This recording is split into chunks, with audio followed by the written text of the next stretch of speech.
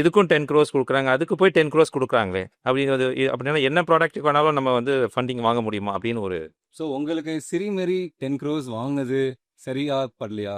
கண்டிப்பாக எனக்கு சரியா படல. ஏன்னா அவர் the way projects maybe excellent presentations, the history maybe an excellent, எப்படி வேணா அழகா வந்து கோர்வையாக பேசியிருக்கலாம். காலையில் போய் யாராவது அந்த காலையில் போய் அந்த கஞ்சியை குடிக்க போகிறாங்களா, இல்லை மதியம் 10 மணிக்கு போய் அந்த கஞ்சியை குடிக்க போகிறாங்களா? மேபி அவர் சொன்ன அந்த உருளைக்கிழண்ட மேபி இட் மேபி அது யூஸ் பண்ணலாம்.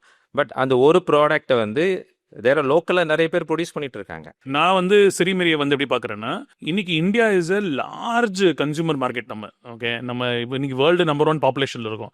ஸோ இங்கே வந்துட்டு இன்னும் ஒரு 15 கம்பெனி சிறிமேரி மாதிரி வந்தாலும் ஒரு மார்க்கெட் இருக்குது. அதில் பெரிய சேலஞ்ச் எல்லா கம்பெனிக்கும் சக்ஸஸ் எங்கே டிஃபைன் பண்ண போகிறாங்கன்னா ரீச் தான், டிஸ்ட்ரிபியூஷன் தான் சேலஞ்சு. நான் சிறிமேரியோட மிகப்பெரிய ப்ளஸ் பாயிண்டாக பார்த்தது வந்துட்டு 25,000 ஸ்டோர்ஸ் அவங்க ஆல்ரெடி ரீச் பண்ணியிருக்காங்க. இப்போ இந்த 10 கோடி ஏன் அவங்களுக்கு கொடுக்கணும் அப்படின்னு நான் பார்த்தேன்னா, 25,000 கடைக்கு போக தெரிஞ்சிருக்கு உங்களுக்கு. ஆனா சார் 25,000 கடைக்கு போயிருக்கு. இந்த டேபிள்ல வேற யாராவது இந்த சிறிமேரி ப்ராடக்ட் கேள்விப்பட்டிருக்கீங்களா? பார்த்துருக்கீங்களா? எங்கேயாவது மென்ஷன் பண்ணி பார்த்துருக்கீங்களா?